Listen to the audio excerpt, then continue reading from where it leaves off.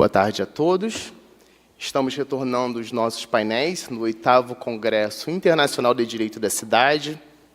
Quero saudar inicialmente a presença dos nossos expositores, professor Benedito Adeodato, professor titular da Unirio,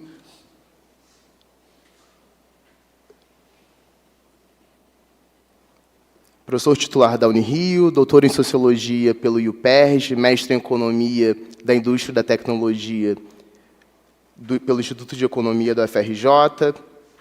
Quero saudar na nossa mesa o professor Emerson Afonso da Costa Moura, também professor da Unirio, professor do Programa de Pós-Graduação e da Graduação dessa instituição, professor do Programa de Pós-Graduação em Direito da UERJ, professor da Universidade Federal Rural do Rio de Janeiro, doutor em Direito da Cidade pela Universidade Estadual do Rio de Janeiro, do Estado do Rio de Janeiro.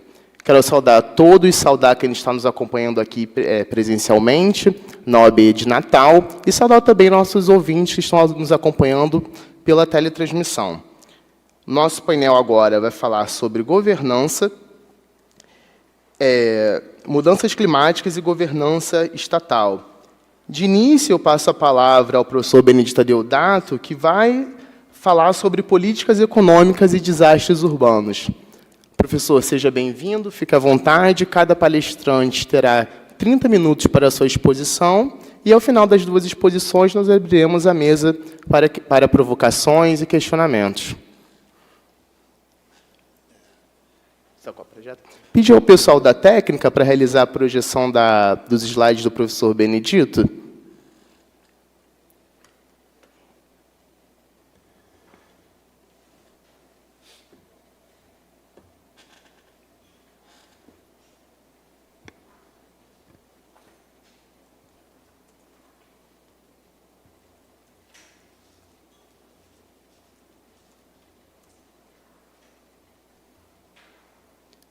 Vamos lá. Obrigado. Boa tarde a todas e todos. Eu queria, primeiramente, agradecer aos organizadores desse encontro, agradecer ao professor Emerson, agradecer ao Pedro, que está coordenando essa mesa, nosso parceiro aqui, agradecer a todos os presentes e aos ouvintes que nos ouvem através do canal digital. É com muito prazer, então, que eu estou aqui nesse encontro para falar de políticas econômicas e desastres urbanos. Quem passa aqui sou eu? Então, pode passar. Bom, rapidamente eu falei assim, direitos da natureza, foi uma adaptação, mas, na verdade, o que eu queria ressaltar é exatamente essa dicotomia. A natureza tem as suas características, o seu modo de ser. Então, a gente que vai falar de desastres urbanos, depois nós vamos entrar nessas questões, nós, muitas vezes, acreditamos aos eventos da natureza os desastres, quando, na verdade, ela está lá no seu lugar presente, como ela sempre esteve fazendo as coisas que ela sempre faz, os arranjos que ela precisa para se manter. Então, assim, na verdade, somos nós que, de alguma maneira, agredimos, e chamamos isso, de alguma maneira, de desastres. E isso vai encontrar um modelo econômico baseado no neoliberalismo. E aí, sim, nós temos, talvez, os 4 desastres. O primeiro deles é o desastre de achar que isso é um fenômeno natural, naturalizar esse fenômeno do desastre. Na verdade, não é um fenômeno natural.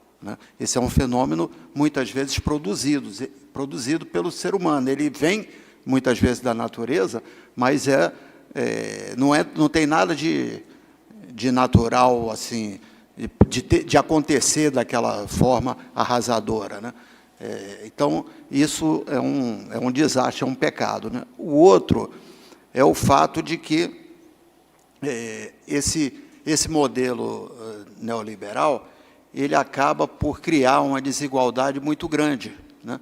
Ele cria uma desigualdade muito grande e os desastres não pegam todas as classes sociais da mesma forma, né?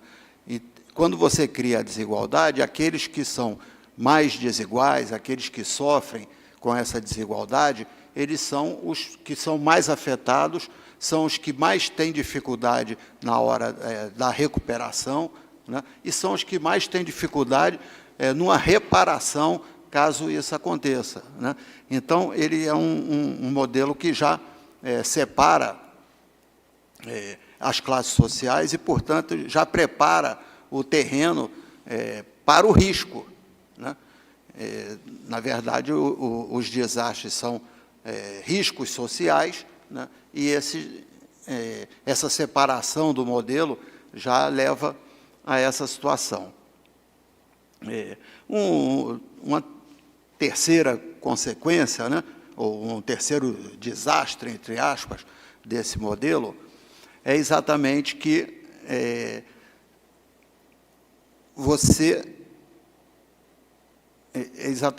o que acontece? O modelo neoliberal pensa sempre no menor Estado, né? Ele pensa na possibilidade do Estado atuar cada vez menos. E isso se reflete aonde? Se reflete exatamente nas prevenções, se reflete no orçamento das prevenções. E como o modelo, né, que é o quarto desastre, né, privilegia sempre o capital em detrimento da natureza e do ser humano, né, o que a gente tem? A gente tem um orçamento que não se prepara para esses desastres urbanos, né, deixa que, quando eles acontecerem, vai buscar a verba, vai buscar uma solução, e como você acredita que esse Estado não deva ser um Estado que minimamente intervenha previamente nas situações, você vai ter sempre um agravamento. Aí vem essa tal da austeridade, né, fiscal, e acaba por levar, então, quase que todos os recursos, né? Os recursos que vêm para a prevenção de acidentes, seja no governo federal, estadual ou municipal, eles são muito pequenos. Eles, na verdade, a maioria das vezes, são uma rubrica preparada para, se acontecer alguma coisa, botar dinheiro, né? Mas ele não é uma rubrica que prevê efetivamente recursos capazes de produzir efeitos de prevenção. O que eu quero dizer com isso? Eu quero dizer com isso que condiciona, né? Você tem a natureza operando lá os seus fenômenos e tal, e você tem uma urbanização totalmente descontrolada, né? Com muito pouco recurso, seja para prevenção, seja para recuperação, seja para o resgate imediato, seja o que for, né? E isso causa um tremendo problema. Então, esse risco social, ele está associado exatamente a esse modelo, que é um modelo, aqui no Brasil, até mais perverso, né? Porque ele não agride somente a natureza, ou ele agride a dignidade humana, né? Aqui nós não preservamos patrimônio, nós não nos programamos para os eventos, nós não defendemos aquilo que tem que defender.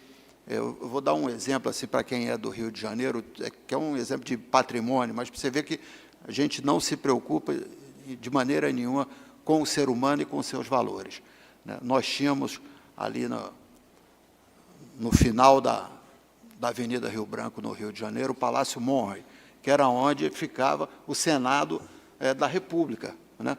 E aí resolveram construir o metrô e derrubaram o palácio e fizeram o metrô, que inclusive passa por lá de lá, né? Ele nem cruza o palácio, ele já desvia ali.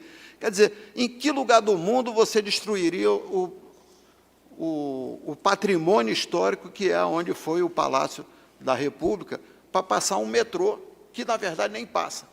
Né? Então, assim, é o desprezo total. Né? Aí, você vai, por exemplo, em Paris, o cara está preocupado, ele já está no 3º Arco do Triunfo, todo, né, ele todo medido para você enxergar lá, daquele do Mitterrand, você enxergar o Arco do Triunfo do meio, o napoleônico, né, e o romano e tal. Quer dizer, eles, pelo menos, têm essas preocupações humanistas. Nós, nem isso. É aquele arraso, né, vai passando o trator, vai fazendo o que tem que fazer em nome do capital.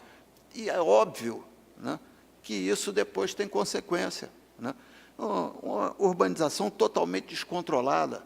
Você pega as pessoas, né, cria uma especulação imobiliária danada, pega as pessoas, bota lá para ficar nas encostas, em lugares que não estão preparados para habitação, para nada, e aí depois teve um deslizamento, essas pessoas também ficam ocupando esses lugares, ainda bota a culpa nas pessoas. Então, assim, é muito difícil a gente trabalhar do ponto de vista humanitário e da política econômica, ou mesmo da prevenção de riscos. Mas, enfim, depois desses lamentos, vamos em frente. Né? A legislação... Onde é que passa aqui? Aqui, né? A legislação, vocês estão craques de saber aí, né? Eu coloquei, principalmente, a lei que estabelece a política nacional de prevenção, proteção à defesa civil, né? A lei que aprimora esses instrumentos de prevenção e monitoramento, já de 23, o decreto que regulamenta o Sistema Nacional de Proteção e Defesa Civil, o decreto que institui o Cadastro Nacional de Municípios com áreas suscetíveis à ocorrência de deslizamentos, etc., e os planos diretores municipais, no Estatuto da Cidade. Esse é o arcabouço básico dessa questão dos desastres. Eu não vou entrar em detalhe em cada um, que é cansativo, vocês já conhecem e tal, mas só lembrar o seguinte, nenhum deles, do meu ponto de vista, né, é rico nas externalidades positivas e negativas, ou seja, de punir severamente aqueles que não vão na linha do respeito à humanidade, do respeito à natureza, do respeito, né, à prevenção, e nenhum deles tem incentivos claros para que, quando a pessoa for fazer uma intervenção, né, ter a preocupação também, novamente, com o meio ambiente, com as pessoas, né, com a prevenção, etc.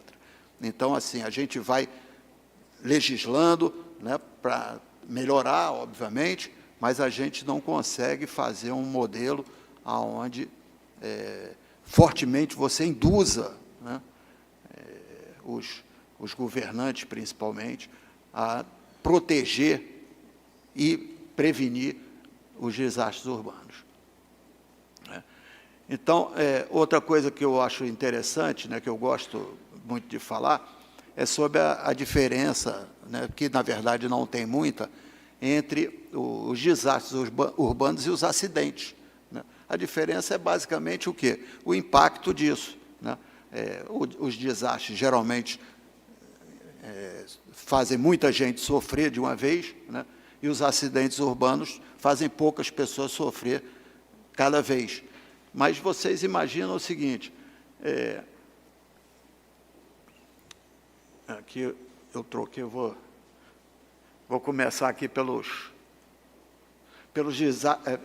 acidentes, né? As calçadas, por exemplo, as calçadas aqui no Brasil, eu vou falar do Rio de Janeiro, que é onde eu conheço mais, né? São um escândalo. Né? As pessoas não conseguem andar sem se machucar. As pessoas idosas, a minha sogra, por exemplo, parou de sair de casa com medo de cair. Ela tem condições de mobilidade, mas tem medo, né? Porque é tudo esburacado. As pessoas trafegam, muitas vezes, nas rodovias, nas ruas, e batem, ou tem algum acidente e tal. Aí vai olhar as estatísticas, o culpado é, geralmente, o condutor. Né? Quando, muitas vezes, a pista está esburacada, a sinalização está ruim, né? Você tem uma série eventos de infraestrutura mal preparados, né? E aí isso leva o condutor a produzir acidentes, né, que não deveriam ocorrer, né? Os acidentes de trabalho é a mesma coisa, né? Esse meu Google Maps aqui não para de me dirigir para algum lugar que eu não sei para onde é aqui. Eu parado e ele... Mas, enfim, então, esses acidentes também devem ser, né, pensados, porque dentro dessa micro-urbanidade aí acontece uma série de acidentes, né, em que isso individualmente é pequeno, mas é uma proporção muito grande, né? Então, eles também são uma espécie de desastre. Os principais tipos de desastre urbanos, né, os naturais, são os deslizamentos de terra, inundações, enxurradas e alagamentos, vendavais e tempestades, secas e estiagens. Ou seja, todos eles, né, e possivelmente pode haver outros, né, eles só existem, né, porque coexiste essa situação da natureza agredida e da má urbanização ou da má formação da infraestrutura urbana. E aí, quando junta essas duas coisas, né, e a natureza, por vezes, se mexe de alguma maneira, acaba acontecendo esses desastres naturais. Além disso, tem os tecnológicos, né, que são, muitas vezes, os incêndios urbanos, os acidentes com produtos perigosos, né? A urbanização, a industrialização nos levou a isso, né? E o colapso de estruturas, né? Hoje em dia, vocês já pensaram o desastre que é, né, quando... Já pensaram, não, né? A gente, muitas vezes, passa por isso, né? Quando você tem um apagão na eletricidade, né? Hoje em dia, tudo depende de eletricidade controlada pelo ser humano, né? E, se você tem um apagão nisso, né, vai tudo colapsar, né? Ou mesmo da internet, né?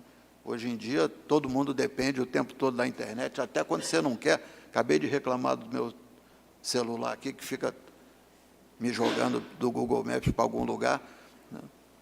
Por quê? Porque a gente precisa disso o tempo todo, aí ele passa a querer dominar a gente, né, e jogar a gente para algum lugar. Enfim. Bom, coloquei aqui alguns dos principais impactos sociais, né, sociais e econômicos. Eu vou começar pelos sociais, né. O maior deles são as perdas humanas, né, que são irreparáveis, ou tenta-se reparar algumas vezes com dinheiro, mas são irreparáveis, né. Os desabrigados e desalojados, que também é um problemaço, né.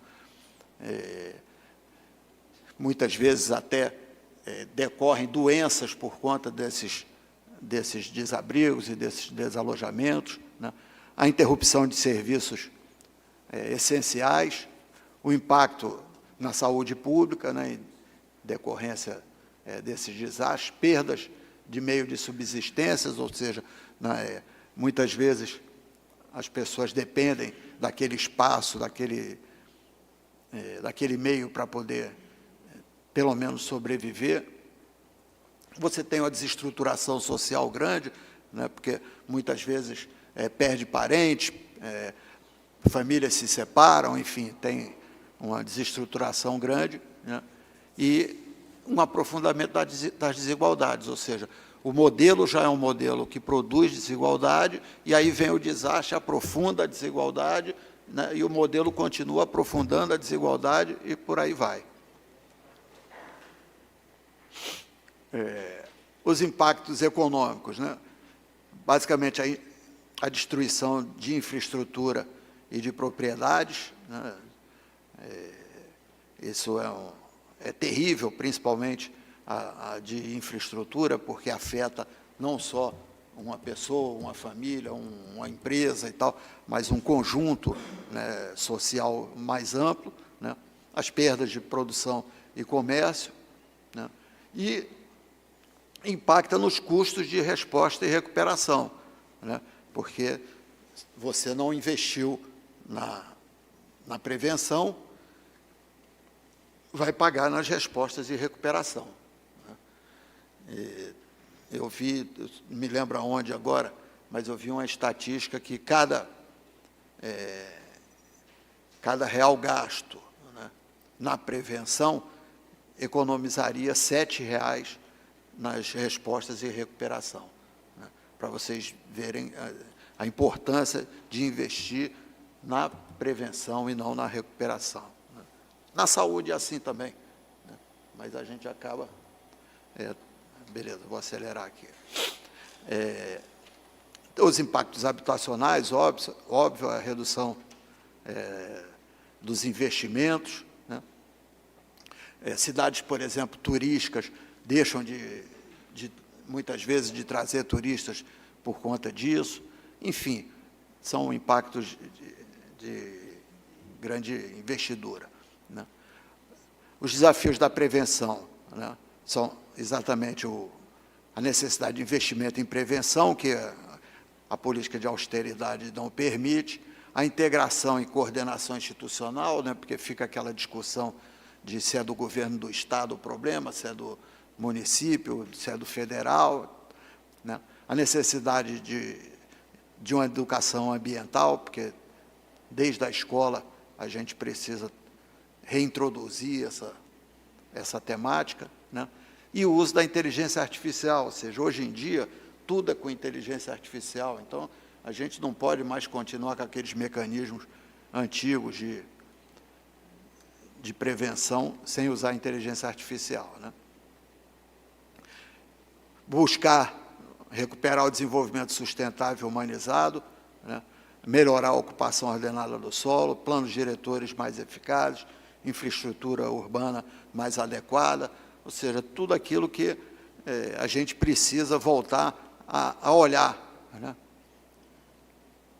Já na recuperação, logística e acesso às áreas afetadas, né? A gente já conhece muitas vezes onde estão os problemas e precisa criar áreas de manobra para quando isso ocorrer, né? Gestão de abrigos e assistência humanitária é um problemão, gerir abrigo não é fácil, reconstrução e reassentamento. Está acabando aí, né? Bom, e algumas perspectivas e sugestões, né? Respeitar a natureza, né? Promover o desenvolvimento sustentável e humanizado, aumentar o investimento em prevenção e inteligência artificial, fortalecer o planejamento urbano, né? A educação ambiental, a melhoria na coordenação de governança, adaptação às mudanças climáticas, agilidade na resposta e recuperação e o maior respeito às vítimas nas indenizações. Isso aqui é o último ponto, eu já vou terminar aqui, só para relembrar, né, como é difícil as vítimas aqui no Brasil conseguirem efetivamente ser indenizadas e por um valor razoável, né? A gente está vendo aí Brumadinho até hoje, né? Enfim, qualquer um que você pegar, um acidente diferente, como, por exemplo, da Boate Kiss, né? Então, assim, é muito difícil as pessoas conseguirem ter uma indenização minimamente razoável. Da minha parte é isso. Muito obrigado. Se tiver alguma questão. Agradecer ao professor Benedito pela exposição, e eu vou passar a palavra imediatamente ao professor Emerson, que fará a próxima explanação. O professor Emerson irá tratar do tema Política Urbana e Governança Administrativa, Gestão de Risco e Regulação dos Sujeitos Privados para Desastres. Professor Emerson, com a palavra, por gentileza.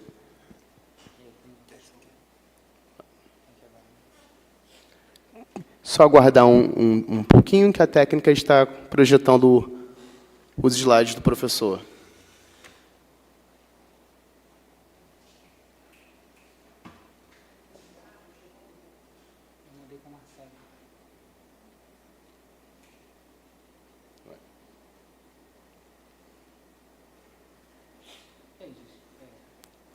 Boa tarde a todos e todas. Então, enquanto estão resolvendo o problema dos slides, nós começamos a falar, né? O meu tema é política urbana e governança administrativa. Como a gente pode trabalhar uma questão de gestão de risco que seja capaz de regular efetivamente a posição dos desastres no nosso modelo. E alguns pontos de partida são necessários de serem discutidos, né? Primeiro que as nossas mudanças climáticas que se tornaram emergências climáticas, já que nós não conseguimos, de fato, atender todas as nossas reuniões anteriores sobre sustentabilidade, todos os nossos acordos anteriores sobre mudanças climáticas. Nem mesmo o Brasil conseguiu atender às suas metas previstas no Acordo de Paris, quiçá países como os Estados Unidos da América e a China. Então, há um descumprimento generalizado por todos os estados em relação à proteção e à promoção do desenvolvimento sustentável. E isso faz com que, efetivamente, o processo de mudanças climáticas tenham sido acelerados e se tornaram verdadeiras emergências climáticas. Não é algo que nós precisamos resolver para daqui a 20 anos. É algo que nós já sofremos os impactos atualmente. O ano de 2024 foi o ano mais quente do planeta Terra desde que começamos a medição. Isso mostra efetivamente como essas questões são importantes. Por outro lado, nós encontramos as seguintes dificuldades, né? 34% dos brasileiros, ou seja, 1 a cada 3 brasileiros, não sabe o que é mudança climática. Ou seja, embora todos nós sofremos as repercussões das mudanças climáticas, a deseducação, como a professora Edna Raquel, na palestra de ontem, chamou a atenção em relação à promoção dos direitos humanos fundamentais específicos relativos à mudança climática, é generalizada. E, além disso, se nós considerarmos a classe D e E, que são justamente as classes que são mais impactadas pelas emergências climáticas, 50%, ou seja, metade deles, sequer entendem qualquer questão acerca do tema. E aí, para piorar, nós temos um estudo do governo federal que mostra que dos 5.570 municípios, professor Busanello, 2.807, ou seja, mais da metade, estão situados em área de alta ou muita alta vulnerabilidade climática. E chama a atenção que, embora seja metade dos municípios brasileiros, nós não temos planos diretores com a adoção de medidas para a mitigação de desastres climáticos, né, professor Valim, em todos os municípios no Brasil.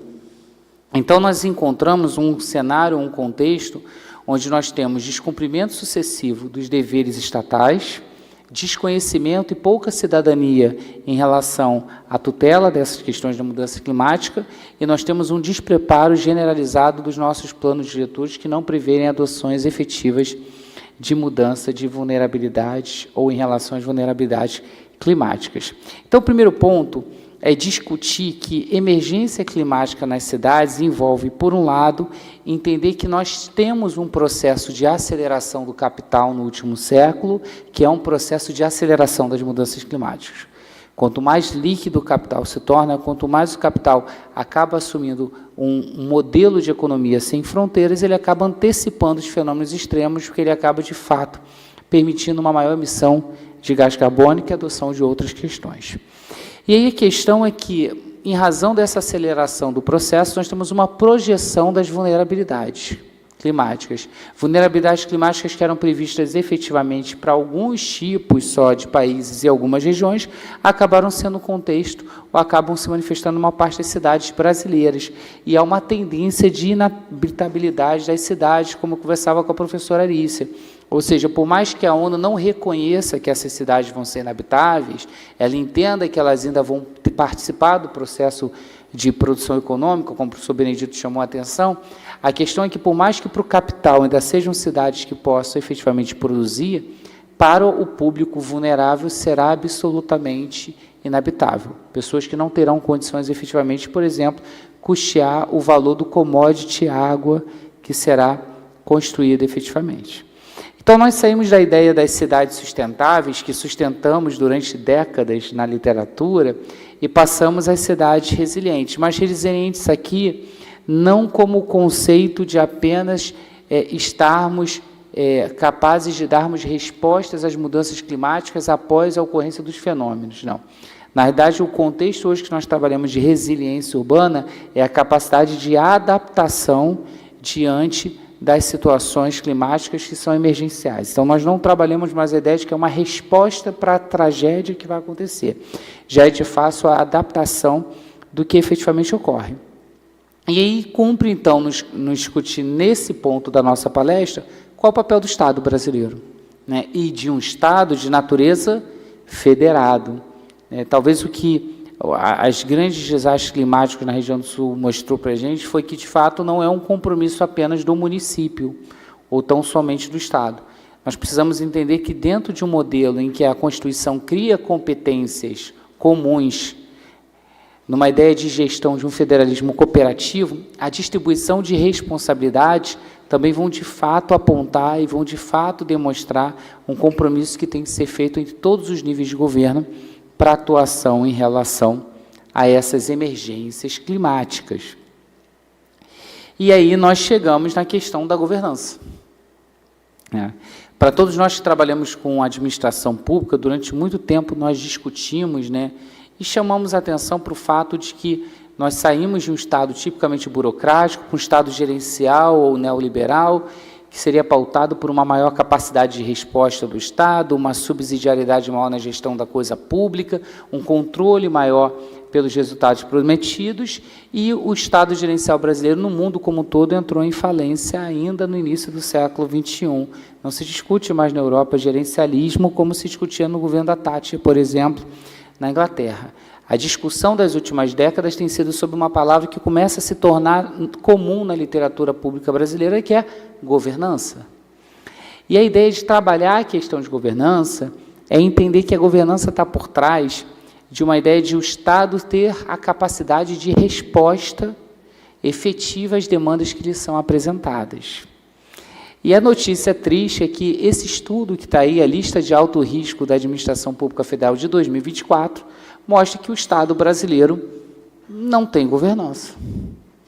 Ou seja, nós temos uma baixa qualidade, um compartilhamento de informações inadequadas, professor Busanello, uma falta de transparência dos dados governamentais que comprometem nós construirmos qualquer contexto, de fato, de governança. Então, como é que nós vamos gerir desastres em um contexto onde o próprio Estado não possui instrumentos adequados para garantir que a informação pública tenha uma interoperabilidade em tempo real, capaz de permitir a adoção por municípios, por estados e pelo governo federal de medidas comuns, Só para vocês terem uma ideia, nessa lista de alto risco do governo federal e de 2024, nós temos 450 mil índices de irregularidade na nossa base de dados de informação pública, ou seja, informação lançada de forma equivocada e de forma mal intencionada, porque o relatório demonstrou que nós temos, por exemplo, cerca de 40 bilhões de recurso público que teriam sido mal utilizados no governo federal no ano passado e que, obviamente, por mais que nós tenhamos hoje uma amplitude desse modelo de governança e de gestão de dados, com GovDados, o relatório demonstrou que ainda estamos bem longe do ideal do que seria uma governança pública. E é isso, portanto, nos leva à discussão de como construir uma governança pública para mudanças climáticas, algo que nós vimos nas falas sucessivas desse Congresso. Como construir infraestrutura para mudanças climáticas se o Brasil ainda tem déficit de infraestrutura? Como, de fato, garantir, por exemplo, que nós temos a proteção de minorias qualitativas ou maiorias minorizadas, como a professora Alicia Fernandes chamou a atenção, se, de fato, nós não temos esse contexto de proteção nem no cenário de não mudanças climáticas. Então, eu vou tentar trabalhar muito próximo do que o professor Benedito Deodato trabalhou, com os instrumentos que nós temos no ordenamento jurídico. Então, o primeiro instrumento de governança de uma cidade é o plano diretor. Mas, para todos nós que trabalhamos com o direito da cidade, nós sabemos que os planos diretores no Brasil ainda tendem a ser formalistas, ainda tendem a funcionar muito mais como um documento normativo, sem trazer efetivamente uma gestão ou uma governança local reconhecida, do que, de fato, representando um planejamento urbano geral. Então, é muito comum os planos diretores ignorarem as comunidades, ignorar os locais controlados pelo poder paralelo, como do tráfico, como o poder paralelo da milícia, e trabalha o planejamento urbano de uma forma fictícia sobre a área urbana. Então, o plano diretor é o primeiro instrumento, sim, de governança urbana para mudanças climáticas, porque, pela própria previsão das alterações do Estatuto da Cidade, ele tem que, de fato, trazer os elementos que prevejam a sua inclusão no Sistema Nacional de Defesa Civil em razão da situação de desastres e as medidas mitigadoras. Mas não é uma realidade ainda do Brasil para além das capitais. Nós ainda temos os planos diretores dos municípios sem essa previsão. E aí, por exemplo, no Rio Grande do Sul, que nós tivemos efetivamente uma série de desastres no último ano, nós vimos que diversos municípios sequer estavam preparados, que eles não tinham no seu plano diretor a previsão que faziam parte do próprio sistema de monitoramento contra os desastres. Né? E temos uma outra norma que ainda é muito mal implementada, que é o Estatuto da Metrópole, que ele prevê o planejamento da região metropolitana para justamente garantir que nas regiões onde nós temos a confluência de municípios que comungam de atividades e interesses comuns, nós tenhamos uma governança que ele chama de interfederativa, que é uma governança articulada entre o Estado e os municípios, permitindo soluções baseadas em natureza, vamos ver daqui a pouco, que sejam soluções que atendam a todos. Algo que, de novo, nos desastres climáticos, a gente não observou. Muitos municípios foram adotando medidas e ações específicas, quando, na realidade, se tratava de um problema geral em relação ao Estado. Então, o plano diretor e a governança interfederativa são instrumentos efetivos para que a gente possa adotar. Outro ponto importante é entender a necessidade de articulação do plano diretor com o que a gente chama de Política Nacional de Proteção da Defesa Civil. A Política Nacional de Proteção da Defesa Civil, e os slides não passam, enfim, a articulação da Política Nacional de Proteção da Defesa Civil, ela prevê uma competência compartilhada em caso de desastres.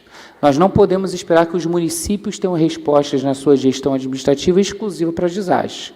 A resposta vai ter que ser coordenada pelos estados. Os estados que vão criar nesse sistema de defesa civil mecanismos e instrumentos que possam, de fato, auxiliar. Então, articular os planos municipais de mudança climática com a Política Nacional de Proteção e Defesa Civil tem que ser um instrumento de governança urbana, tem que ser um instrumento, de fato, de construção de uma atuação conjunta no que tange à proteção em relação a essas mudanças climáticas. E, por fim, eu queria destacar que poucos sabem, nós temos a Lei Federal 12.187, que instituiu a Política Nacional sobre Mudanças Climáticas, mas que trabalha com normas efetivamente muito mais principiológicas. E eu já lembro, de fato, um grande autor da literatura portuguesa que dizia que toda vez que uma norma pretende não, de fato, implementar algum direito, ela traduz em normas programáticas. Ela cria objetivos, programas, veicula o direito, sem nenhum tipo de modificação. Bussanello resolveu os problemas técnicos, isso que é a gestão.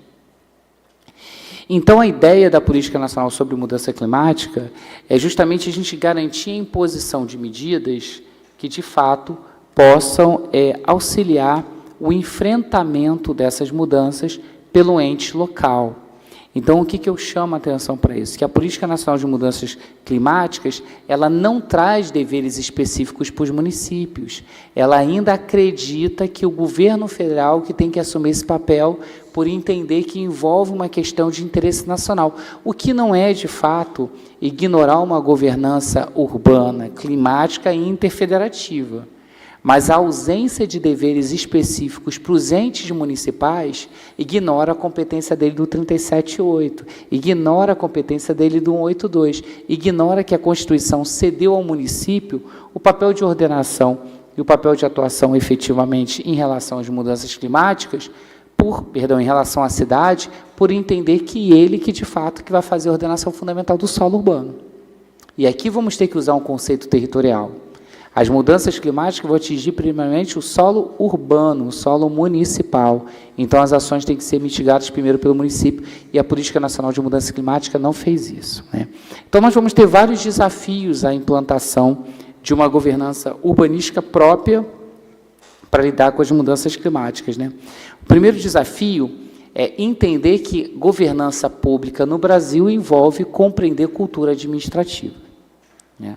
O nosso modelo de Estado brasileiro é um modelo patrimonialista, nepotista, autoritário, né, voltado ainda pela utilização da coisa pública para interesses privados, e essa ilegalidade que sobrevive à margem da legalidade, como diz o Raimundo Faoro, sobrevive sobre a aparência da legalidade, ela influencia demais no que tange a gestão, e principalmente no que tange a gestão efetiva de uma governança.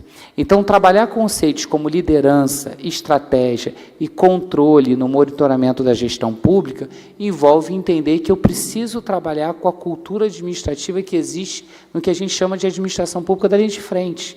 Né? Aqueles agentes públicos que estão lidando ali com a coisa pública e que, se eu não consigo mudar o locus de atuação dessa cultura ali no órgão, eu não consigo implementar de fato, efetivamente, mudanças. O professor Benedito chamou a atenção em relação a isso, né? O modo como a nossa regulação do espaço público urbano ainda é uma regulação de espaço público urbano sem muita ordenação. E isso tem muito mais a ver com a cultura do que com a ausência de normas, né? O modo como nós precisamos criar modelos de planejamento urbano que não neguem, de fato, o funcionamento das instituições, mas que reconheça o modo como a sociedade se inspira. Existem duas cidades, a cidade planejada, que está no plano diretor, e a cidade real, que é aquela em que são feitas intervenções pela sociedade, né? Segundo desafio que a gente tem para a implantação, não é só considerar um problema de cultura administrativa, é entender que gestão de riscos não significa nem negar a existência dos riscos, mas também nem esperar que nós vamos mitigar eles de forma plena, de forma completa. Então, por exemplo, as comunidades que estão mais sujeitas a efetivamente os riscos das mudanças climáticas em áreas urbanas, como o Rio de Janeiro, são as comunidades de assentamento irregular, são as favelas, sejam horizontais ou verticais, porque a ausência de infraestrutura impede, por exemplo, que elas vão ter acesso à água potável, vão ter o escoamento adequado da água das chuvas. Então, a gestão do risco não vai considerar o que não existe, não vai considerar que você vai efetivamente conseguir atuar para impedir que haja impactos sobre essas comunidades no âmbito de um desastre climático. Mas que, na realidade, eu preciso entender a minha capacidade institucional de avaliar e promover medidas de segurança razoável. Será que, de fato, eu posso prever no plano diretor que nós vamos adotar medidas de mitigação dos desastres nas comunidades? Mas será que você vai conseguir adentrar numa área dessa com tráfico, com a milícia? Que tipo de promoção de segurança razoável você vai conseguir fazer nessas áreas? Então, o que está por trás de uma gestão de risco urbanísticas é entender que nós temos que promover uma segurança razoável, ou seja, aquela que é possível ser realizada na cidade, entendendo que, como nós falamos, né, Alice, aqui, lá, em qualquer lugar, todas as cidades têm os mesmos problemas, mas que uma cidade é sempre uma cidade formal e informal, é sempre a cidade do rico, do pobre, é sempre a igreja do branco, do preto, como nós vimos aqui, é sempre, de fato, uma dualidade que marca um conjunto de cidades dentro da cidade. E uma gestão de risco que promove uma segurança razoável é entender que a atuação que vai ser feita na comunidade da Rocinha vai ser diferente da intervenção que vai ser feita, por exemplo, na Praça da Bandeira. E são medidas desafiadoras para o gestor público que não pode planificar uma governança contra desastre, entendendo a cidade como um modelo único, né? Terceiro ponto, entender que existe o que nós chamamos de valor público agregado. O que significa isso? Qualquer modelo de governança, você tem que pensar que a ação está produzindo, qual o resultado, qual de fato medida ou resposta útil está sendo para determinada demanda ou input que está sendo efetivamente imposto. Então, o que envolve que uma governança para desastre do município precisa ser discutida com a própria sociedade, precisa ser discutida com o que a gente chama de stakeholders, né? Que são aqueles sujeitos, aqueles atores, aqueles participantes que vão estar ali ajudando a contribuição do melhor modelo de governança. Então, fazer um plano de mitigação para efeitos de mudança climática, fazer, de fato, alterações no plano diretor que discutam ações ou medidas específicas para essas mudanças, demanda o envolvimento das comunidades, demanda o envolvimento da sociedade, dos usuários da cidade em geral, sejam moradores, habitantes, todos aqueles que participam de alguma forma, com aquelas cidades, inclusive nas cidades satélites, onde nós sabemos que tem determinados usuários de outras horas.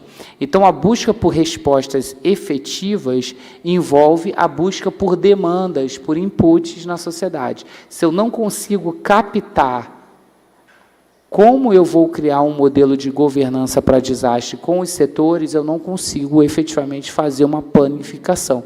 Então, se eu pretendo adotar medidas de mudanças climáticas na Rocinha, eu preciso ter acesso com a comunidade da Rocinha para que eles se manifestem. E um quarto desafio para a gente implementar uma governança urbanística para desastre é entender que eu preciso capacitar a alta administração, né?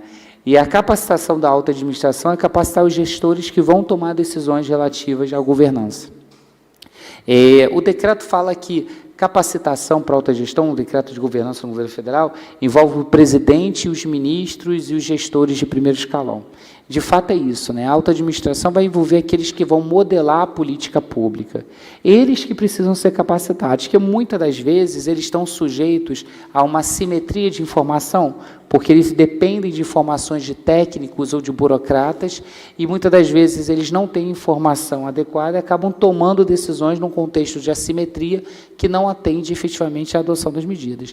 Capacitar a alta administração é entender que respostas úteis a desastres pressupõem que eu tenha gestores úteis que entendam que é desastre. E muitas das vezes eu não entendo. Uma vez eu me lembro de uma entrevista com um determinado político que, quando questionado quais medidas ele ia adotar para que reduzisse o excessivo calor no município, ele falou que ia colocar drones espalhando sementes pela cidade. Como se espalhar drones com sementes pela cidade fosse gerar, de fato, medidas mitigadoras imediatas em relação à mudança climática.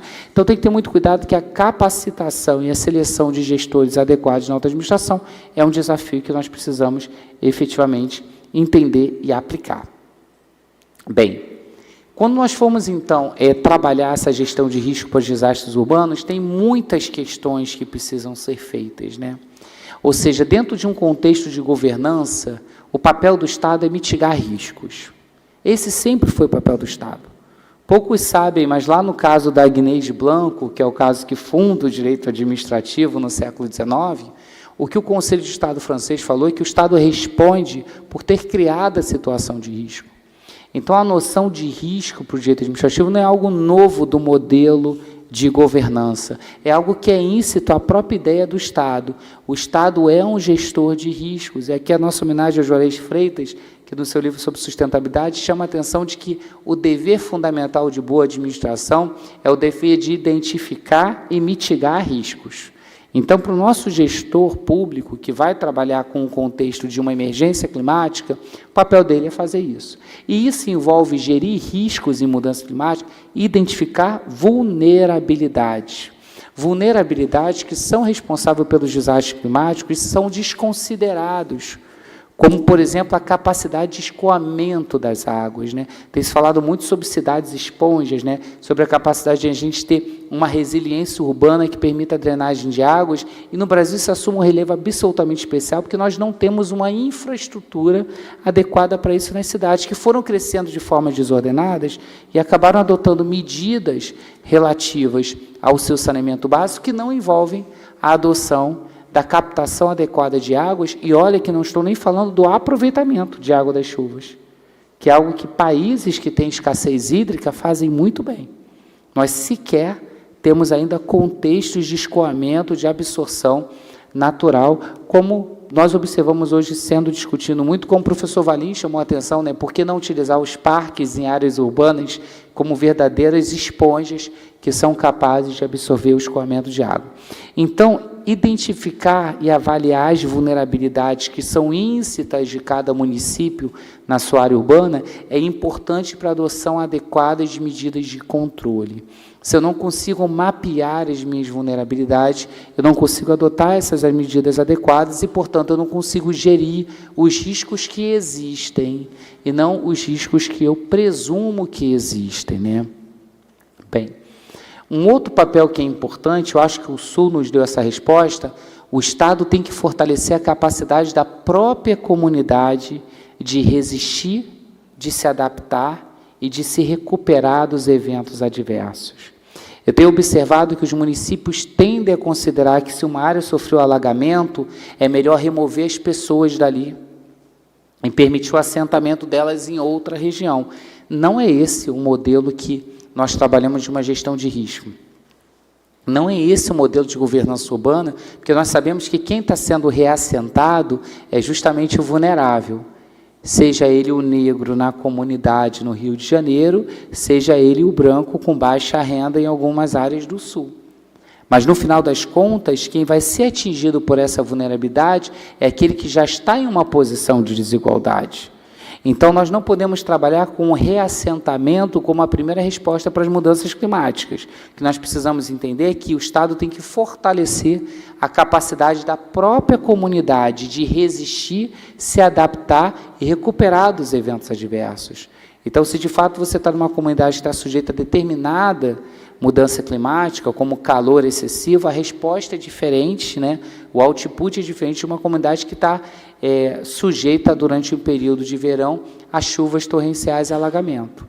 Então, essa criação desse fortalecimento da capacidade da comunidade entra numa ideia de governança inclusiva, onde, na verdade, eu chamo a comunidade e tento habilitar ela com ferramentas para que ela consiga fazer. E o papel do plano diretor é isso.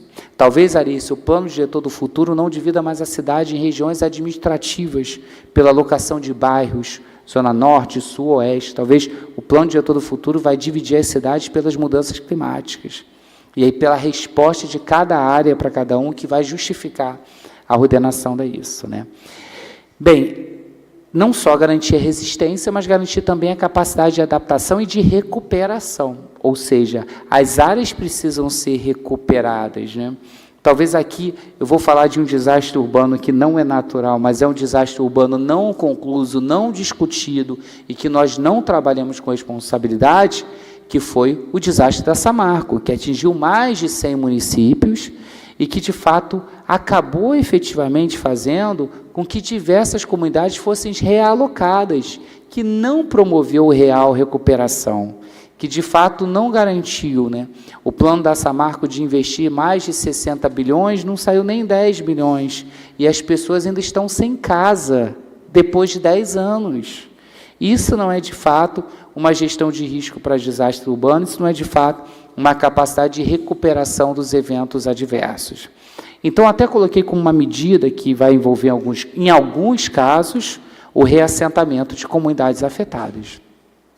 Em alguns casos, de fato, entre você promover a recuperação de áreas que não têm infraestrutura, é preferível, de fato, você construir áreas com estrutura. Mas isso não significa fazer como a Samarco fez, depois de 10 anos, sem que as pessoas tenham lar dela, sem que as pessoas estejam em outro lugar, porque nós já tivemos inúmeras oportunidades de falar que o direito à moradia digna é o direito de você escolher o local onde você mora como manifestação da sua personalidade.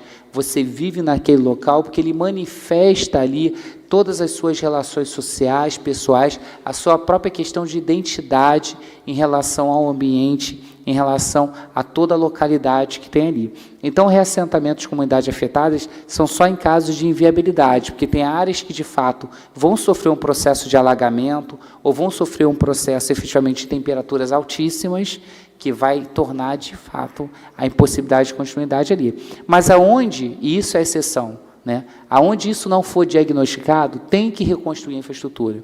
E aí fica a minha pergunta, que eu fiz para o Valim, que eu fiz para o Busanello ao longo do evento, é como nós vamos ter recursos para fazer infraestrutura para desastres, se no Brasil nós não temos sequer a infraestrutura para garantir o próprio desenvolvimento e funcionamento do Estado. Então, eu acho que envolve essa gestão de risco para desastre urbano, entender que nós precisamos também revisar e aprimorar a nossa própria política de gestão de risco. Cada novo desastre tem que portar numa nova política de gestão de risco. E eu fico vendo os documentos do governo federal, eu fico vendo os documentos dos estados e dos municípios, que são documentos como política para a mudança climática dos próximos 5 anos. Como se eu pudesse já antever todas as ações que eu vou fazer em 5 anos. Na verdade, uma política para a mudança climática para o próximo ano.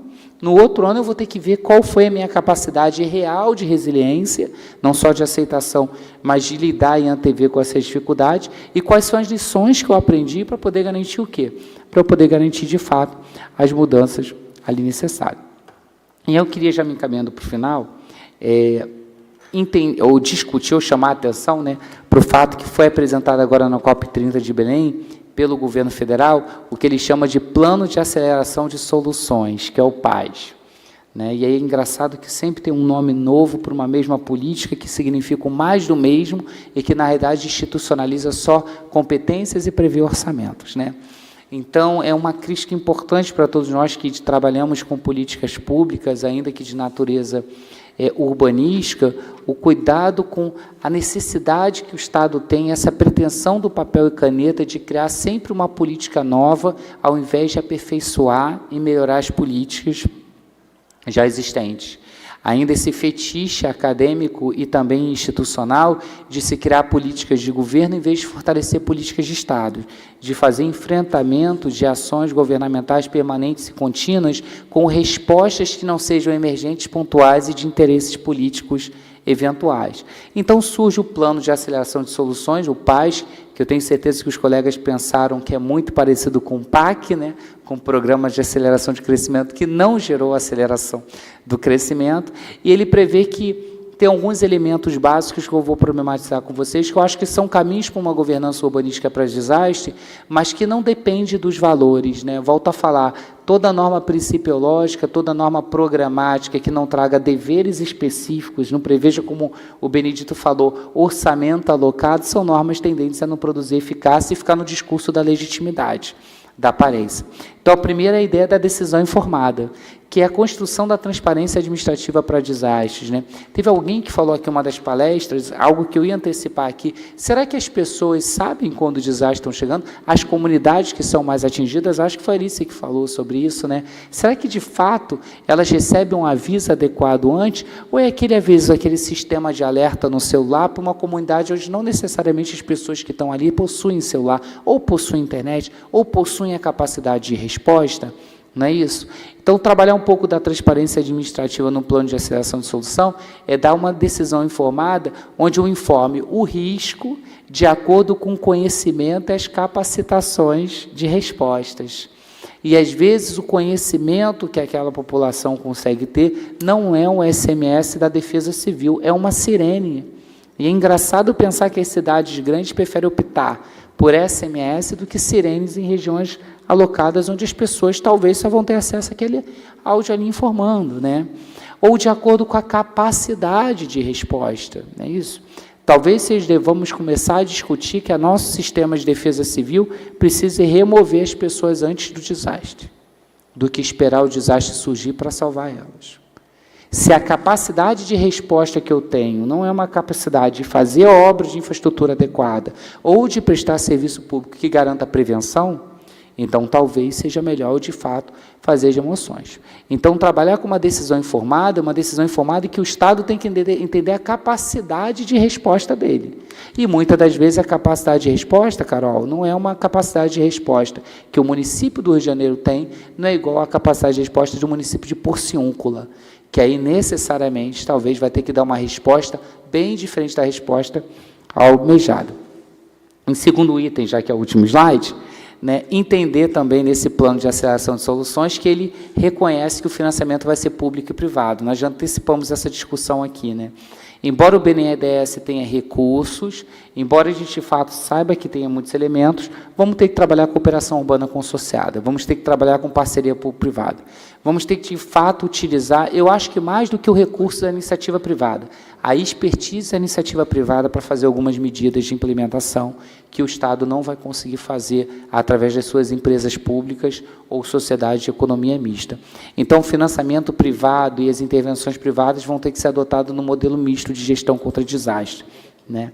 Terceiro ponto também importante que esse plano de aceleração de solução traz é a ideia da governança inclusiva. É uma governança que inclui, não exclui os sujeitos. Então, a decisão tem que ser uma decisão multinível, não é o governo federal, não é só a Secretaria de Defesa Civil do Estado, não vai ser só o município que vão adotar a medida. Se a tragédia hoje tem previsibilidade, porque nós temos hoje algoritmos que fazem cálculo e determinam com quase exatidão quando vai acontecer o desastre, nós temos que ter uma governança onde todos os entes federados compartilhem não só a tomada de decisão, para que eles possam compartilhar também a responsabilidade. E essa governança, inclusive, então, demanda que essa decisão, uma decisão multinível. Para nós que gostamos de direito administrativo, né, a ideia de que a decisão administrativa não só por um órgão, mas aquela decisão administrativa complexa, formada pela atuação de diversos sujeitos. E isso é importante também para ampliar o grau de responsividade para a sociedade. Ao invés de ficar buscando a culpa no governo federal, estadual, municipal, nós vamos ter uma resposta conjunta, né? E aí eu queria destacar, para a gente encerrar, que, de acordo com o plano de aceleração de soluções, ele vai ser implementado pelo Ministério da Cidade, do Meio Ambiente e da Mudança do Clima. Então, é interessante que ele fala sobre o desenho decisório multinível, mas ele ainda acaba colocando o governo federal, como sempre, com um papel o quê? Central. Só que o governo federal não está no âmbito da cidade, né? Nós vivemos nas cidades, então o município é o reconhecimento político da necessidade de nós termos um ente federado capaz de dar respostas locais.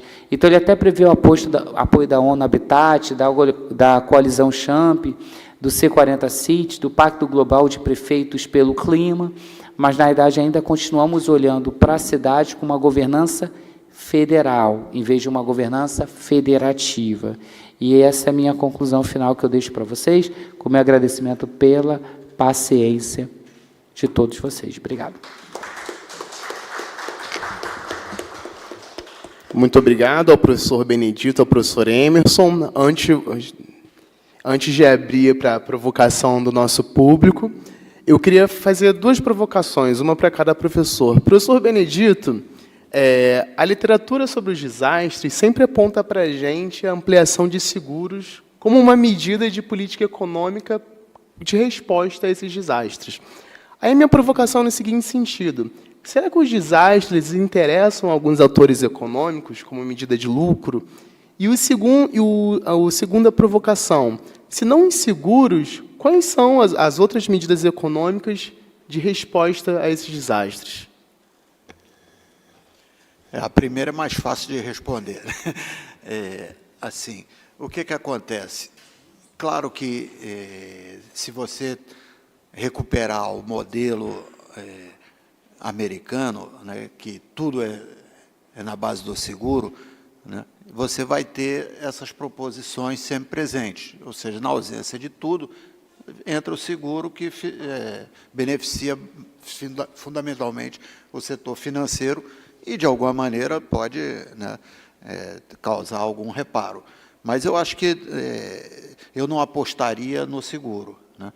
E aí eu entro na segunda parte da sua pergunta.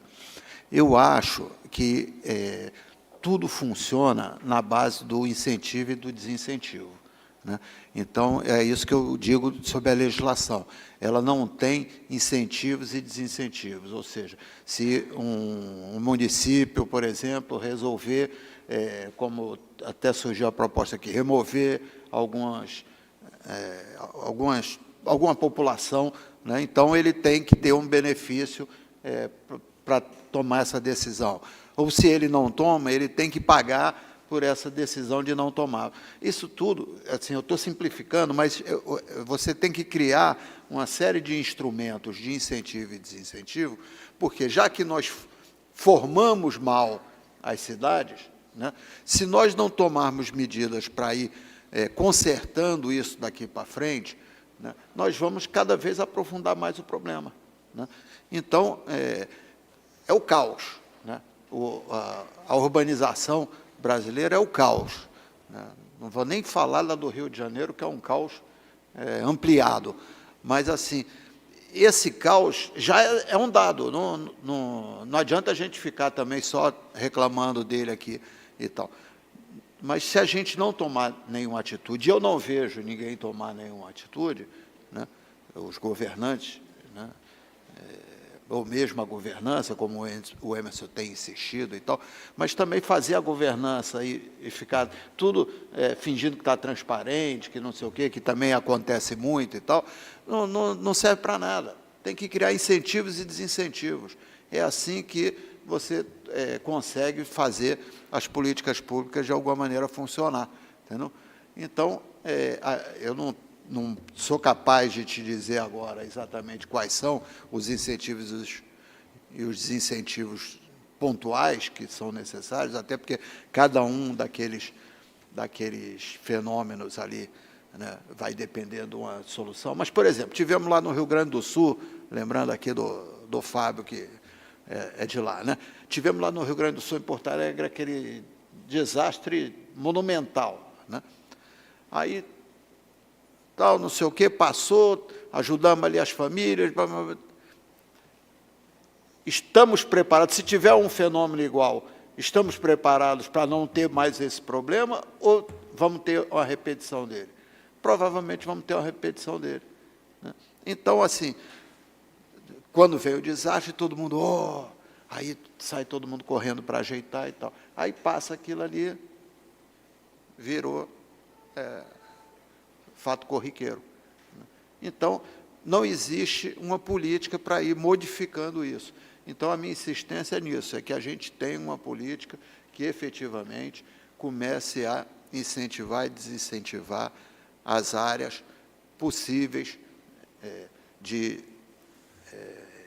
desses acidentes, desses desastres e tal. O professor Emerson estava aqui falando, né, da sirene, do SMS e tal. Aí, beleza, toca a sirene, ele corre para onde? Entendeu? Ele não tem para onde correr. Então, se correr todo mundo, vai morrer todo mundo atropelado um dos outros, descendo aquelas escadas das favelas e tal. Não, é melhor a sirene do que o SMS, mas tem o segundo passo, vai para onde o sujeito, né?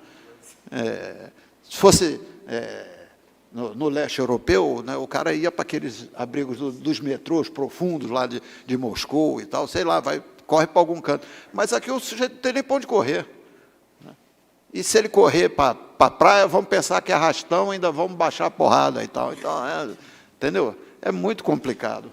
Mas é isso. Se eu pude te responder, é nessa linha aí. Obrigado, professor Benedito. E abre um horizonte de agenda de pesquisa para a gente investigar quais são esses incentivos e desincentivos, né?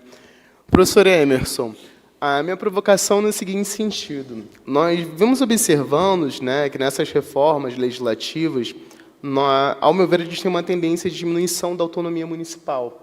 A gente teve com a 14133 a centralização do planejamento de contratação, a gente teve agora na reforma tributária uma redução da autonomia tributária municipal, e na sua exposição você apontou o município como sendo o ente que dá o interesse local, dá proximidade local, como ente que tem a melhor capacidade institucional.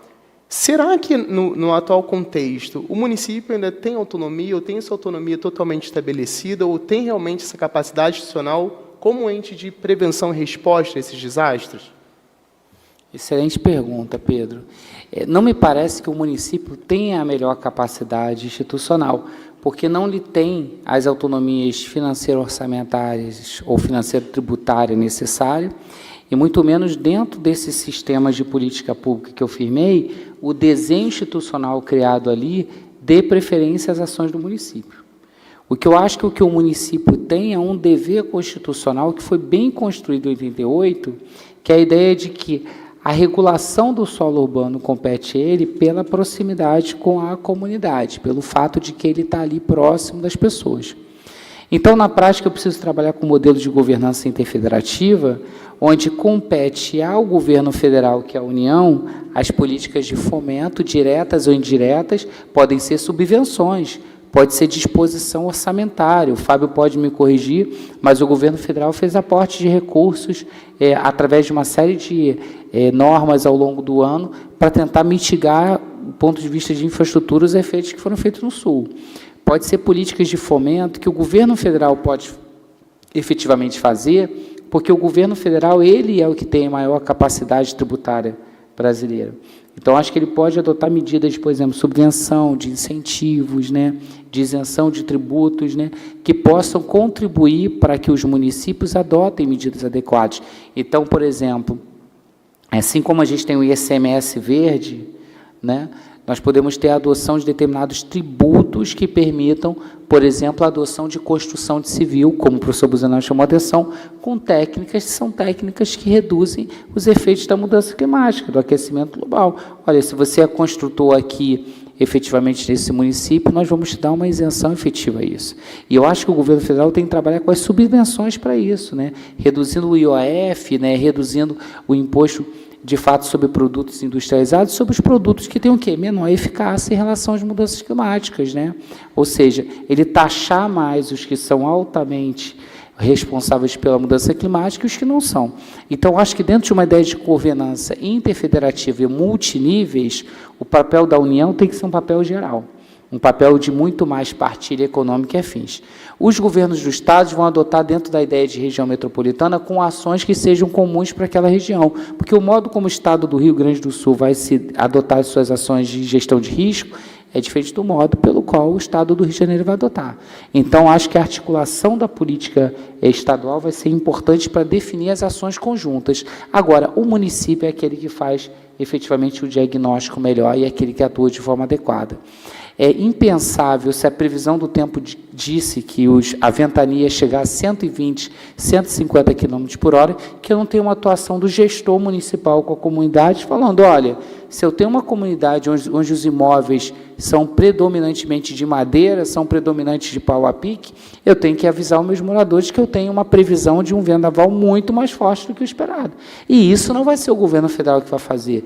Isso tem que ser o município que tem que criar canais de governança. Lembra que eu falei governança inclusiva? Canais de governança que sejam melhor que a SMS.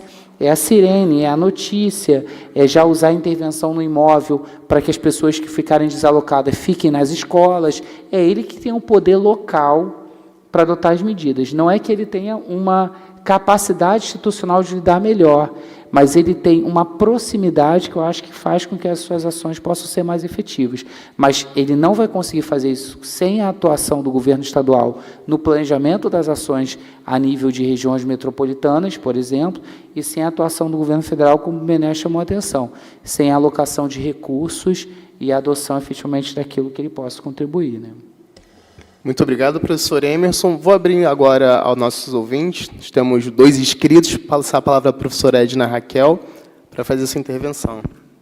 Bem, primeiro, boa tarde a todos e muito obrigada aos 2 palestrantes pelas 2 aulas fantásticas que nós tivemos. Eu tenho certeza que o público que está online nos acompanhando ou que vai assistir depois concordará comigo, porque que tarde fantástica que a gente está tendo. Mas eu quero fazer uma provocação para ambos.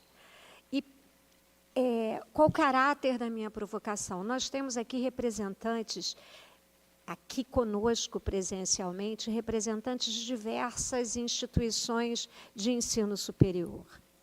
A minha pergunta para ambos é a seguinte: diante do quadro tão bem diagnosticado por ambos, e na perspectiva de possíveis saídas e alternativas que ambos trouxeram, qual o papel da universidade enquanto um ator social privilegiado? Como diria Lenin, o que fazer?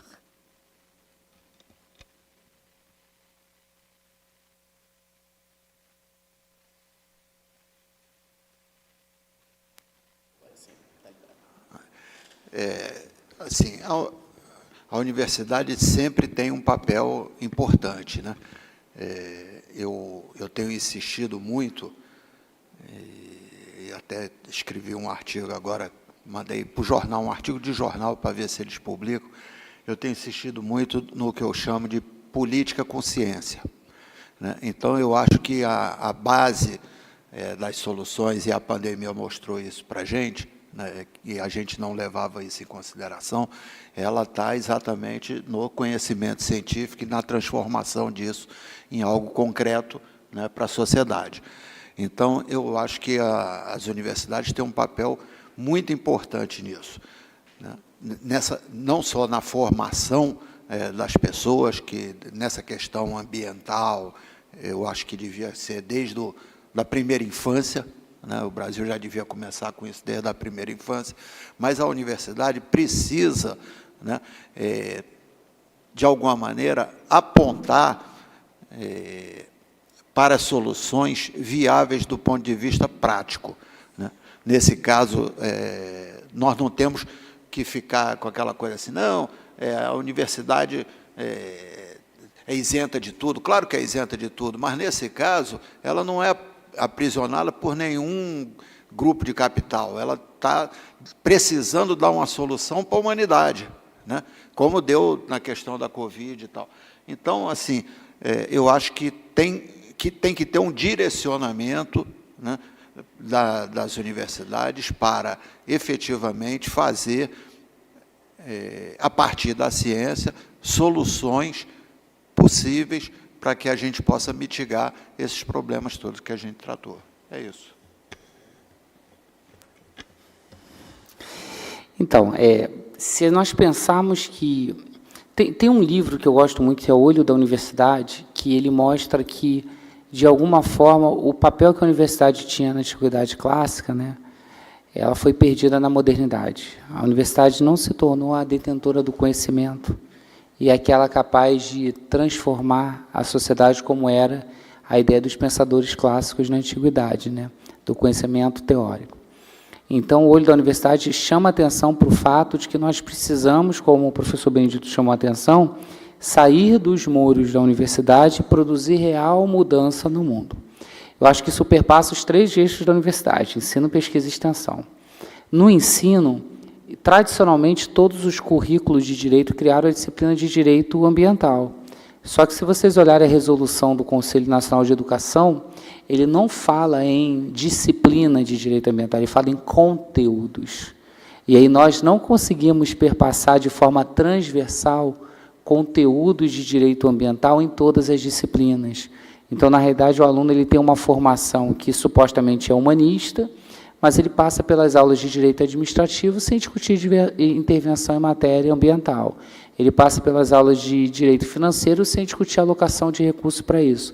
Ou seja, me parece que, no contexto de emergência climática, nós precisávamos reconsiderar a norma do Conselho Nacional de Educação e pensar em colocar o conteúdo de direito ambiental, pelo menos de direito climático, dentro do direito ambiental, de forma transversal em todos os conteúdos, né? Segundo ponto, a pesquisa. Nós não temos edital de fomento, por exemplo, da CAPES, do CNPq, de forma contínua sobre mudanças climáticas. Eu acho que eu vi 1 ou 2 no máximo. Então, acho que tem que ter um estímulo também, pelo menos no Brasil, pelas instâncias de fomento, para que sejam realizados produtos e pesquisas específicas em relação à mudança climática. Porque, se nós não fizermos isso, nós não vamos conseguir fomentar, de fato, nas outras áreas, principalmente do conhecimento, que muitas das vezes não vão ter financiamento ou subsídio privado, essa questão, né? Eventos como esse, que é o 8º Congresso Internacional de Diversidade, que nós pretendemos trabalhar a questão de cidades resilientes, das mudanças climáticas, das políticas públicas necessárias, são eventos importantes em que a universidade tem que ter o dever, eu acho, de trazer os seus alunos, de trazer os seus professores, de fomentar a participação e permitir que haja um debate pleno. E nós vemos ainda um certo ostracismo das instituições, ainda que públicas, em efetivamente mobilizar e fazer com que isso se torne um debate. O debate das emergências climáticas não é um debate para amanhã, é um debate para hoje. E nós estamos postergando isso e os efeitos estão sendo previstos ainda de forma muito grave na nossa geração. Então, acho que tem que ter um fomento maior e um compromisso institucional com a responsabilidade que o tema traz. Um tema que é importante para todas as cidades brasileiras e que eu acho que esse congresso chama atenção. E o terceiro eixo, que é o eixo da extensão, significa produtos tecnológicos, né? A universidade não produz produtos como deveria produzir. E eu falo, inclusive, produtos tecnológicos jurídicos, né?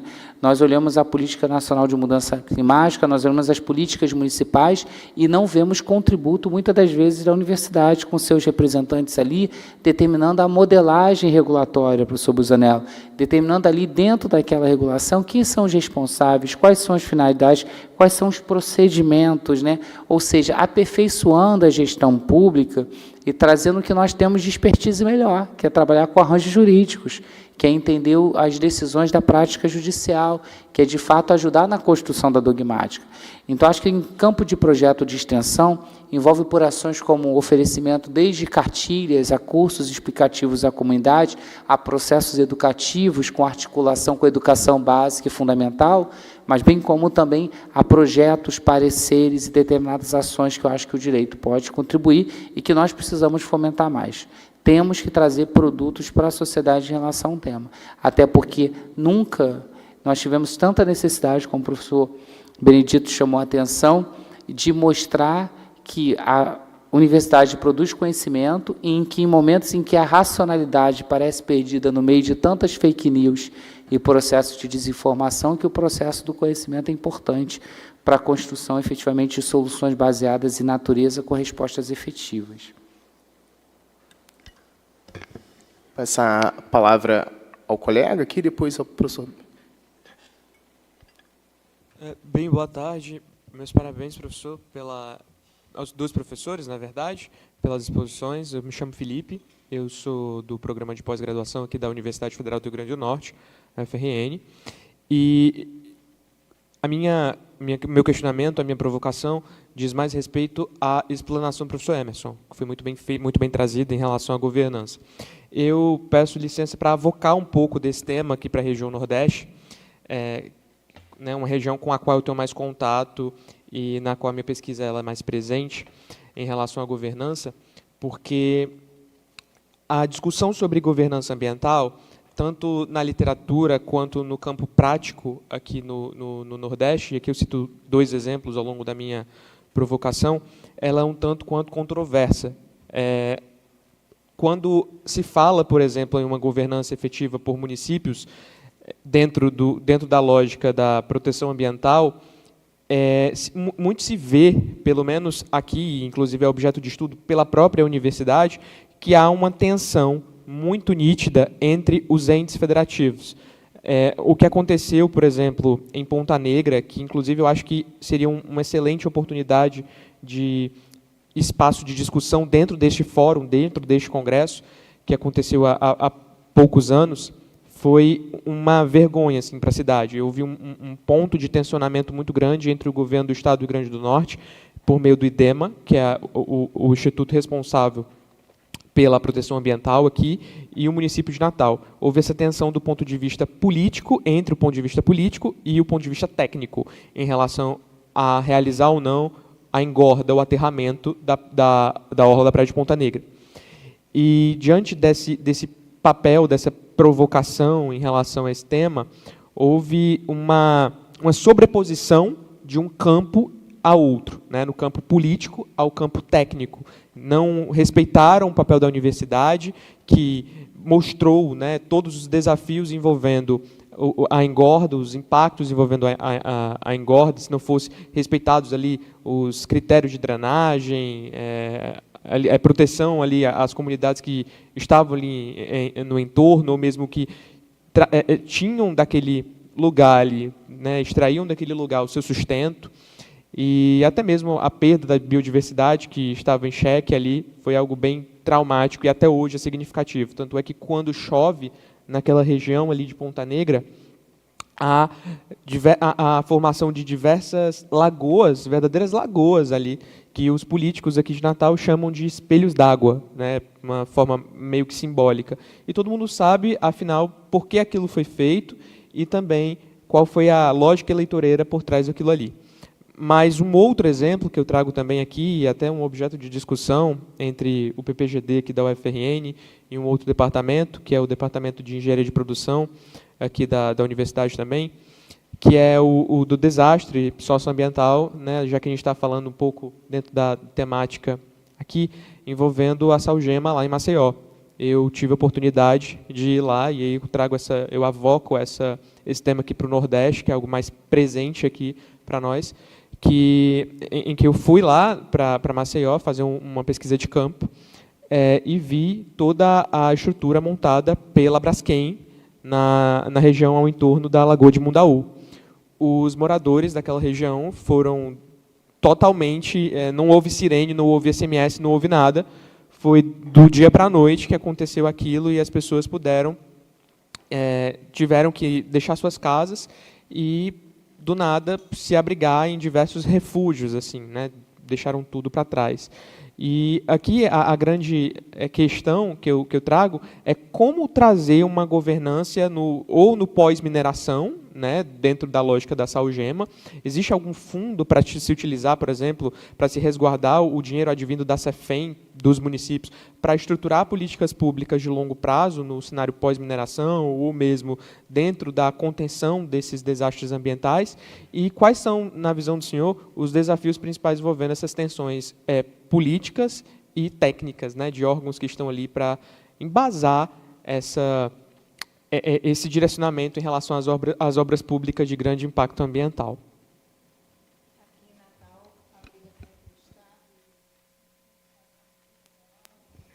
Na verdade, quem estava protagonizando essa tensão era o município que queria fazer a obra, porque a obra, na verdade, era vinculada à imagem do ex-prefeito de Natal, que queria eleger o seu sucessor, que foi eleito, e o Estado do Rio Grande do Norte, por meio do IDEMA, ele vetou, né, a obra nos moldes que estava sendo oferecida. E, mesmo assim, houve uma tensão assim, absurda, uma briga homérica envolvendo os dois setores, a ponto de terceirizados, funcionários terceirizados, está tudo documentado isso, terceirizados invadirem a sede do IDEMA, pressionando o município de Natal para que o Estado do Rio Grande do Norte, melhor dizendo, para que a obra fosse feita. Houve essa tensão aí gigante. Eu posso começar? Tá. Tem muitas camadas a pergunta, né? Uma primeira camada, a relação entre política e técnica, né? De Aristóteles a Carl Schmitt, nós temos, e eu sempre falo isso com meus alunos de fundamento para Direito e Política Pública no mestrado, nós temos a compreensão de que não existe fronteiras muito claras ou nítidas entre o que é política e o que é direito, e tampouco nós vamos ter campos estáticos, herméticos, separados de política e técnica. No final das contas, o juízo técnico envolve uma escolha política, nem que seja a escolha política da adoção da metodologia eleita, ou da técnica utilizada, ou mesmo da avaliação das suas variáveis, da escolha das variáveis, da avaliação dos dados. Então, todo juízo técnico pressupõe uma decisão política. E a própria produção do direito, ela advém da política, mas a aplicação do direito envolve juízos políticos. Tanto assim que eu acho que o brilhantismo do Hans Kelsen na sua teoria pura do direito é de dizer que só dá para dizer que o direito é puro, sem política, se eu partir de uma teoria estática. Se eu considerar as normas como uma fotografia, algo que a professora Edna Raquel já chamou a atenção na teoria tridimensional do professor Miguel Reale. O direito, em sua posição dinâmica, ele vai sempre miscuído de juízos políticos, que são os processos decisórios não previstos na norma. Então, não dá para a gente correlacionar uma decisão preponderantemente técnica, porque até entre os técnicos ela vai ter juízos políticos. E por mais que o direito conforme objetivos, programas de bens, interesses constitucionais, ainda assim, o processo de aplicação da norma é um processo político, que envolve também isso. Essa é a primeira camada que eu queria chamar a atenção. A segunda camada é olhar, então, para o desenho institucional, porque se eu pensar na Constituição como fruto de uma Assembleia Constituinte sobre forças polarizadas que estavam presentes ali, eu vou entender que existem tensionamentos na nossa Constituição Federal. E se eu pensar ainda que a nossa Constituinte de 88 foi fruto de uma Assembleia dividida em subcomissões, esse tensionamento faz com que, em alguns momentos, a dialética social ganhe e, em alguns momentos, a dialética liberal ganhe.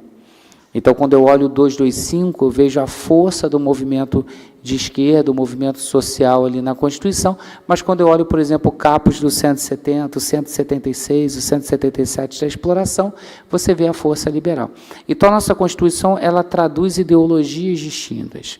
E essas ideologias também estão na parte dela orgânica, em relação à distribuição das competências.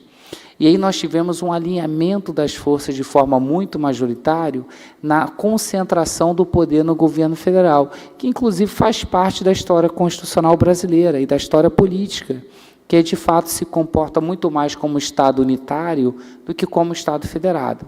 Então, um desenho constitucional, como eu já tinha falado para o Pedro, é um desenho constitucional muito mais pautado na concentração de capacidade institucional na figura da União do que concentração de capacidade institucional na figura do município. No entanto, as forças políticas ali mais liberais que estavam na Constituinte consagram o município com mais força e tende a tentar colocar o município o máximo que poderia fazer. Então, é interessante, né, que as subcomissões da Constituição, por exemplo, a da política urbana, teve mais movimentos sociais, e a gente tem uma política urbana voltada ao município. Mas a subcomissão da Constituição responsável pelas competências teve mais força conservadora, e aí deu mais competência à União.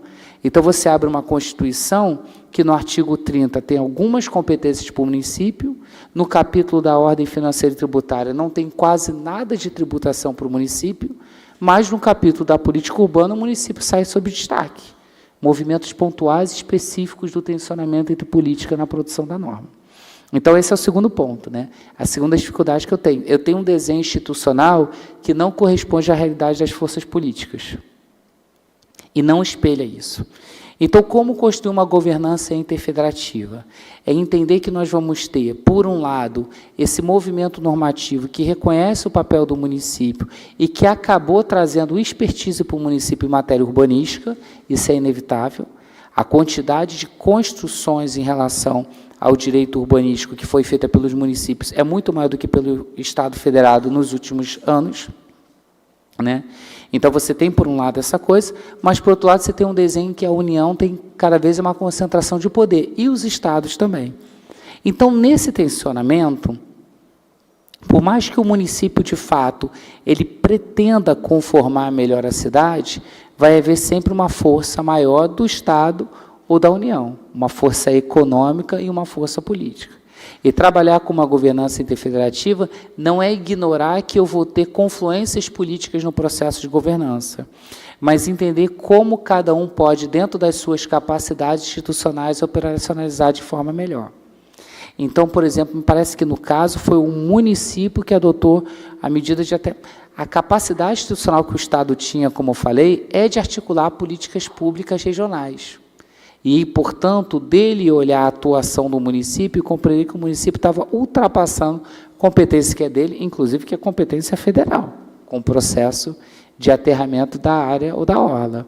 Só que ele não adotou esse papel. Então, voltamos ao grande problema da governança interfederativa, responsabilidade.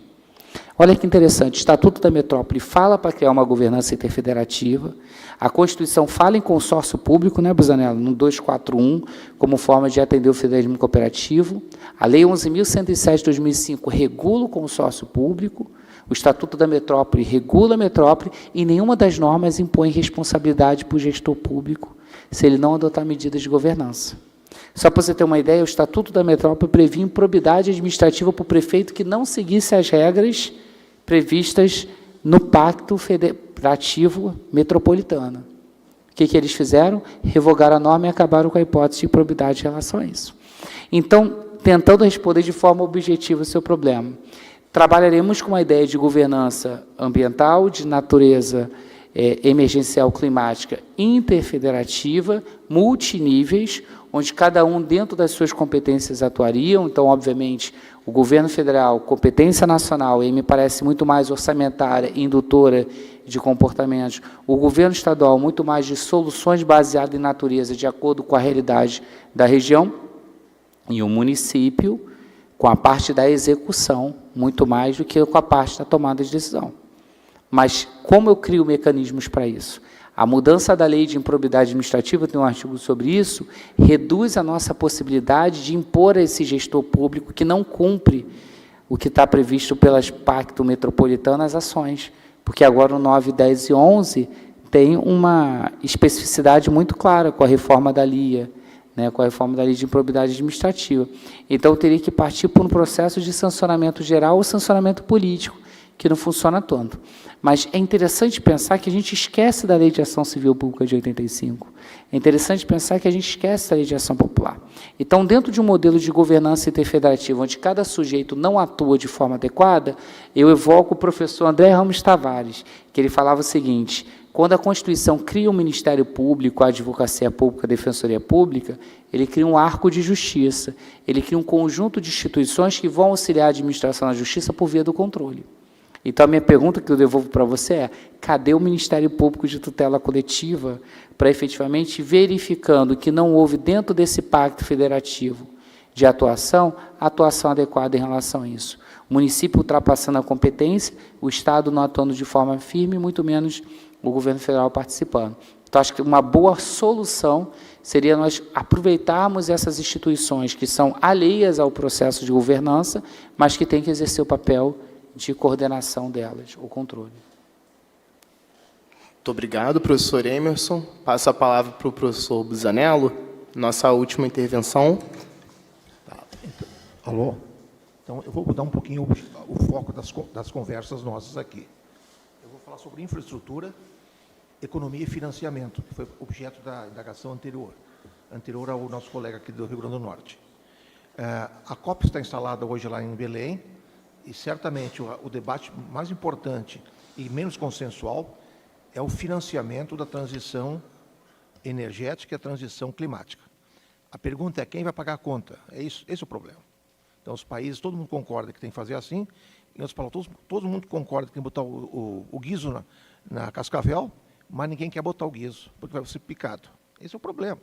É financiamento. Quem vai financiar essa conta e que é muito cara? E ainda mais, se não bastasse isso, foi dito aí para o Benedito, que quem paga a conta ainda vai ser os pobres que já são pobres. Quer dizer, então, o drama do drama, quer dizer, por dentro da questão. Então, esse é um problema. Aí, o Pedro fez uma pergunta aí sobre a securitização. Como é que se resolve isso? Tem várias modalidades. Então, vejamos, eu estou me lembrando agora de um caso concreto de análise. A Generali, a maior empresa de seguro do mundo, certamente, de Milão, na Itália, ela desenvolveu nos anos passados, dizendo o seguinte: nós seguramos tudo. E deram para trás. Quer ver o caso concreto? Eles seguraram as companhias que trabalham com neve nos Alpes italianos, etc., da Europa. Muitas dessas não têm mais neve. Acionaram os grupos, porque mudança climática, não tem mais neve. O business era neve. Toda a operação de hotelaria e o serviço. E acontece o seguinte: eles estão alegando que isso não... Porque o contrato não estava bem feito. Aí entra a Raquel. Era funcionamento do modelo de negócio. Não estava escrito especificamente neve, porque neve é um recurso da natureza, não é um recurso de produção humana, digamos assim, uma artificialidade. Então, vejamos, um problema. Isso tiveram que recuar. E agora recuaram a Generali dizendo o seguinte: questões ambientais nós não entramos mais. Então, volta ao mesmo problema. Quem vai financiar a transição? Esse é o desafio. E aí, voltando ligado a isso, é a infraestrutura. A infraestrutura requerida para os novos modelos é uma infraestrutura diferenciada do que nós temos hoje, de ruas, pontes, aeroportos, etc., que é a mais cara. É a mesma pergunta: quem vai pagar isso? Então, vejamos que é um sistema cíclico que a gente não sabe para onde começar. E nós estamos com, como disse o professor Emerson, uma bomba na mão, quer dizer, e uma bomba para retardatária, quer dizer, é um momento dessa história. Porque nós temos que fazer uma política, e entra uma questão, o Benedito falou muito bem, que é a autoconsciência, quer dizer, não é uma questão de Estado apenas, é uma consciência cívica e civilizatória, que nós temos que resolvermos, cada um fazer o que é possível. E na minha intervenção foi, desde a questão da construção civil, desde a rua, do uso da energia elétrica, do uso da água. São questões muito diminutas, mas é impactantes no conjunto se a gente assim tiver consciência. Essa é uma intervenção genérica, Pedro. Muito obrigado, professor Busanello. Eu vou passar a palavra aos palestrantes para fazer os comentários. Eu vou pedir que façam suas colocações finais para o encerramento do painel. Vou começar com o professor Emerson. Então, estava até acompanhando o estudo aqui, Busanello, que eu tinha lido, que o investimento contra a crise climática custa 2% do PIB. Mas, segundo os dados técnicos, impede uma perda de 27% do PIB, porque a produção econômica vai piorar. E aí isso só me lembra, e só consigo me fazer lembrar, da desoneração da folha de pagamento, que é uma política de fomento que o governo federal tem tido desde 2024, né, professor Benedito, e que já importou na renúncia de 55 bilhões Desde 2024, 55 bilhões de arrecadação para o governo federal, sem ter efetivamente aumentado a contratação, porque a alegação da desoneração da folha de pagamento é: se eu desonerar a folha de pagamento, a iniciativa privada contrata mais. Não tem contratação. E tem perda de 55 bilhões. Então, voltamos à mesma questão, que é a questão política, o interesse na alocação. Porque menos de 1% do PIB gera um efeito superior a perdas de 30% e mais do que a alocação da folha de pagamento, significa que eu tenho um resultado útil maior. Mas, do ponto de vista político, isso não é uma decisão interessante. Então, voltamos ainda, no final das contas, a essa fragilidade política que nós precisamos entender, que influencia muito no nosso tema. Porque não adianta o Estado também criar políticas públicas se ele não prevê os recursos adequados para isso, se ele, de fato, não prevê as alocações necessárias para a execução. Bom, interessante que só teve pergunta difícil, mas vamos lá. Assim, professor Busanello, a questão do financiamento, ela é uma questão complexa, até pela natureza. Assim, eu dei uma cadeira uma vez no curso de mestrado de economia, que era industrializações comparadas, né? Então, cada país, na verdade, teve um modelo de industrialização financiado de maneira diferente, né? Há algum tempo atrás se pensava que todo mundo percorria a mesma trajetória, mas não, é exatamente o contrário. Ninguém repete ou repetiu a trajetória do outro em termos de financiamento da industrialização. E esse caso vai ser mais um, né? Então, por exemplo, os Estados Unidos sempre trabalhou com a questão do trust americano, né, aquele monte de gente participando do mesmo projeto, né, o Estado fazendo compras públicas e as empresas privadas desenvolvendo, né? Então, eles vão continuar fazendo isso, porque é como eles fazem desde a ferrovia, pelo menos. Entendeu? Os alemães vão fazer com os bancos de investimento, sempre fizeram, vão continuar fazendo. Os japoneses com aquelas famílias e o Estado e tal, o coreano, e assim vai, né? Nós só temos uma possibilidade. Nós fizemos isso, tem um livro do Wilson Cano, que como é que é? Não me lembro o início, da industrialização em São Paulo, né? Mostrando o quê?